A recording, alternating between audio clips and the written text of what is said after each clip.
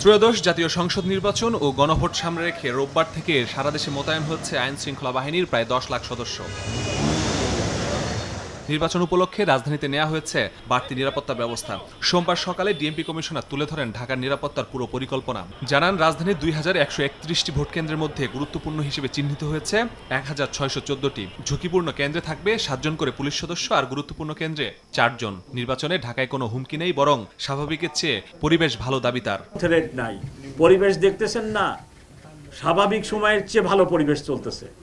Crime নাই, law and order সমস্যা নাই, রাস্তা ব্লকিং নাই, খুবই ভালো পরিবেশ উপস্থিত আছে। প্রশ্নবিদ্ধ করার সুযোগ নেই। প্রশ্নোত্তরে ডিএমপি কমিশনার বলেন, অতীতের নির্বাচনে পুলিশকে রাজনৈতিক উদ্দেশ্যে ব্যবহার করা হয়েছে, এবার সেটি হবে না। নিরপেক্ষভাবে কাজ করে উদাহরণ তৈরির আশা ডিএমপি প্রধানের।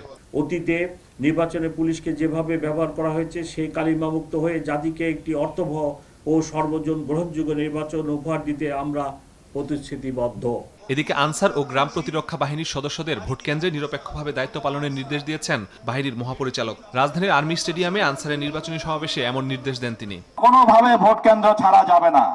মনে রাখবা, ভোট কেন্দ্র কেউ একজন যদি ছাড়ে, তাহলে সেই সুযোগটা যারা সুযোগ সন্ধানী আছে, দুষ্ট চক্র আছে, যারা বিভিন্ন অনিয়ম জালিয়াতির চিন্তা করতেছে, তারা সেটা করতে পারবে। সন্ত্রাসীদের চাপে ভয় না পেয়ে বাহিনীর 5.5 লাখ সদস্যকে সাহসিকতার সঙ্গে দায়িত্ব পালনের নির্দেশ দেন আনসার মহাপরিচালক। থানা অফিসারের সাথে এবং থানার অন্যান্য মাসুদুর রহমান, সময় সংবাদ, ঢাকা। সমন্বয়ে কাজগুলো শেষ